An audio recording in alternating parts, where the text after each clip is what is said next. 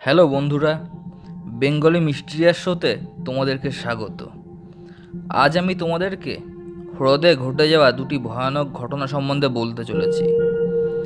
প্রথম যে ঘটনাটি তোমাদেরকে বলবো, সেই ঘটনাটি বার্নার্ড নামক একজনের সাথে ঘটেছিল। তো পুরো ঘটনাটি আমি বার্নার্ডের বক্তব্য অনুসারে বলবো। তো চলো শুরু করা যাক। বন্ধুরা, আমার নাম বার্নার্ড।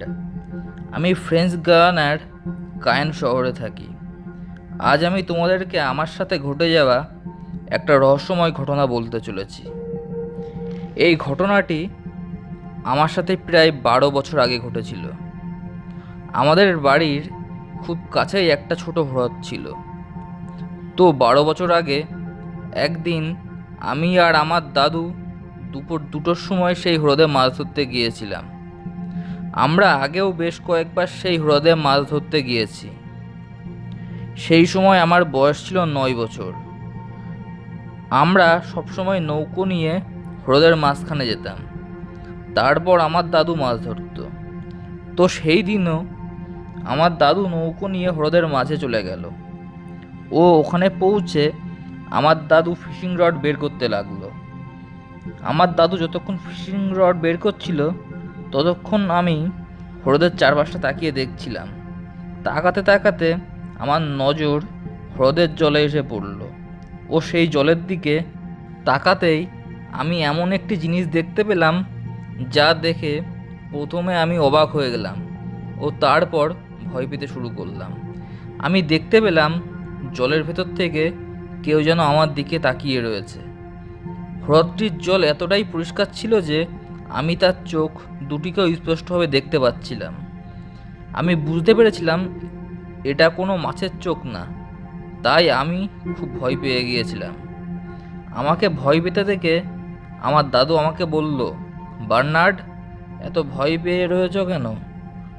তখন আমি আমার দাদুকে সেই চোখ দুটির দিকে তাকাতে বললাম। আমার দাদু সেই চোখ দুটির দিকে তাকিয়ে ভালোভাবে দেখল। তখন আমার দাদুর মুখেও ভয় ফুটে উঠতে দেখলাম। ওইটি যে জিনিসই হোক না কেন, তা দেখে আমার দাদুও খুব ভয় পেয়ে গেল। আমার দাদু একজন রিটায়ার্ড আর্মি অফিসার। এর আগে আমি আমার দাদুকে কখনো ভয় পেতে দেখিনি।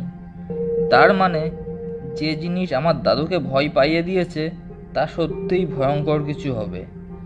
তারপর আমার দাদু আমাকে বলল, ওই দিকে তাকিও না বার্নার্ড, ওইখানে কিছু নেই। তারপর আমার দাদু ফিশিং রড রেখে দিল ও নৌকো ডাঙার দিকে এগিয়ে নিয়ে যেতে লাগলো। আর বারবার আমার দাদু আমাকে বলতে লাগলো ওই চোখ দুটির দিকে না তাকাতে। তবুও আমার চোখ চলে গেল সেই দিকে। তখন আমি দেখতে পেলাম চোখ দুটির সাথে সাথে এখন অনেক চুলও ভাসছে এবং চুলগুলি খুবই লম্বা। তারপর আমরা হ্রদের কিনারায় পৌঁছে গেলাম। পৌঁছাতেই আমার দাদু আমাকে কোলে তুলে নিল। তারপর দৌড়তে দৌড়তে বাড়ি চলে গেল। যখন আমরা বাড়ি গিয়ে পৌঁছলাম, তখন আমার ঠাকমা ও আমার মা আমার দাদুকে জিজ্ঞাসা করলো, এত ভয় পেয়ে রয়েছো কেন? তখন আমার দাদু আমাকে বলল, বার্নার্ড, তুমি ঘরে যাও। আমি ঘরে চলে গেলাম, কিন্তু আমার কান ছিল বাইরের দিকে এবং আমি শুনতে পেলাম আমার দাদু আমার ঠাকমা ও মাকে বলছে, যখন আমি আর বার্নার্ড হ্রদে মাছ ধরতে গিয়েছিলাম, তখন হ্রদের জলে আমরা দুটি ভয়ঙ্কর চোখ দেখতে পাই। চোখ দুটি বার্নার্ডের দিকে তাকিয়েছিল। চোখ দুটি কোনো মানুষের ছিল না, ছিল কোনো একটি খারাপ আত্মার। এইসব কথা শুনে আমার মা ও ঠাকমা ভয় পেয়ে গেল।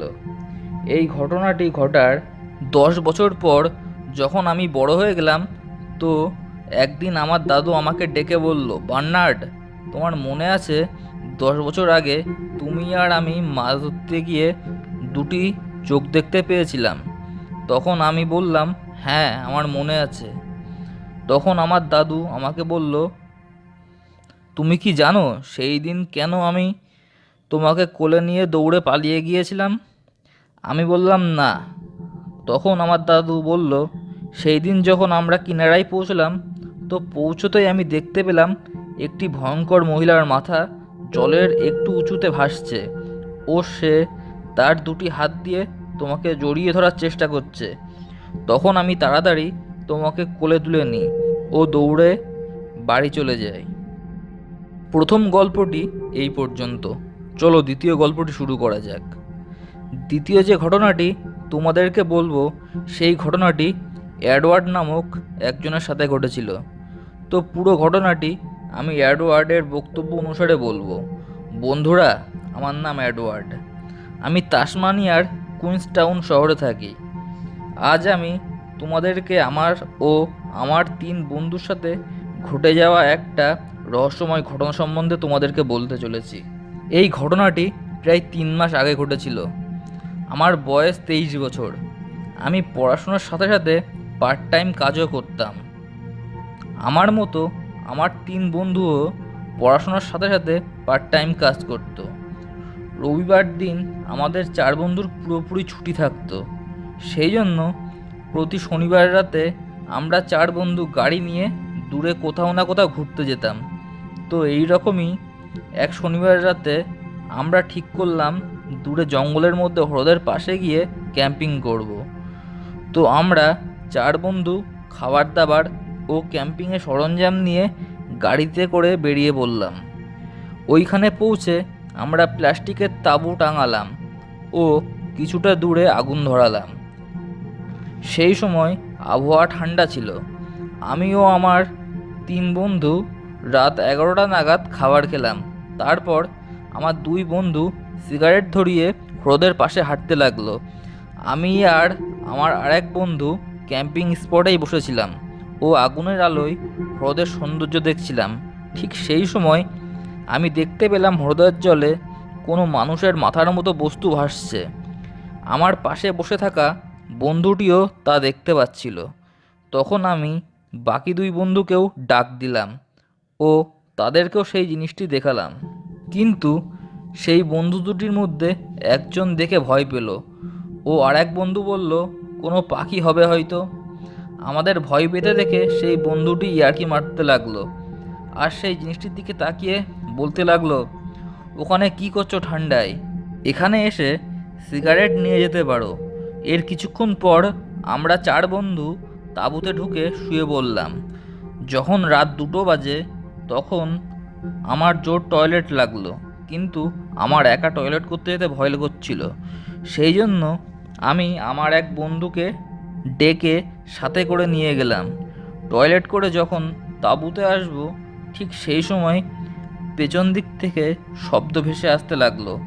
তখন আমি আর আমার বন্ধু পেছন ফিরে দেখলাম একটি লোক কিছুটা দূরে দাঁড়িয়ে আছে। লোকটির চেহারা ঠিকভাবে দেখা যাচ্ছে না। তখন আমি আর আমার বন্ধু খুবই ভয় পেয়ে গেলাম, কারণ একটু আগেও ওখানে কেউ ছিল না। তখন আমি আর আমার বন্ধু দ্রুত তাঁবুতে গিয়ে আর 2 বন্ধুকে ডাক দিলাম ও তাদেরকেও ওই লোকটি সম্বন্ধে বললাম। এই কথা শুনে বাকি 2 বন্ধুও ভয় পেয়ে গেল। এর কিছুক্ষণ পর থেকে তাঁবুর বাইরে থেকে শব্দ ভেসে আসতে লাগলো। মনে হচ্ছে কেউ লোহার উপর লোহা দিয়ে বাড়ি দিচ্ছে আর তাঁবুর চারপাশ দিয়ে ঘুরে বেড়াচ্ছে। ভোর 5টা পর্যন্ত ঠিক এমনই শব্দ হচ্ছিল। তারপর শব্দ বন্ধ হয়ে গেলে আমরা 4 বন্ধু তাড়াতাড়ি গাড়িতে গিয়ে উঠে পড়ি ও গাড়ি স্টার্ট করে বাড়ি চলে যাই। জানি না সে কী ছিল, কোনো পাগল নাকি ভূত, কিন্তু সেই দিন রাতে সে আমাদের 4 জনকেই ভয় পাইয়ে দিয়েছিল। এরপর আমরা আর কোনোদিন সেই হ্রদের কাছে ঘুরতে যাইনি। তো বন্ধুরা, আজ এই পর্যন্ত। উপস্থিত হব পরবর্তী ভিডিও নিয়ে। তোমাদের যদি ভিডিওটি ভালো লাগে তো ভিডিওটি লাইক ও শেয়ার করো। চ্যানেলটিকে সাবস্ক্রাইব করে দিও পরবর্তী ভিডিওটির নোটিফিকেশন পেতে।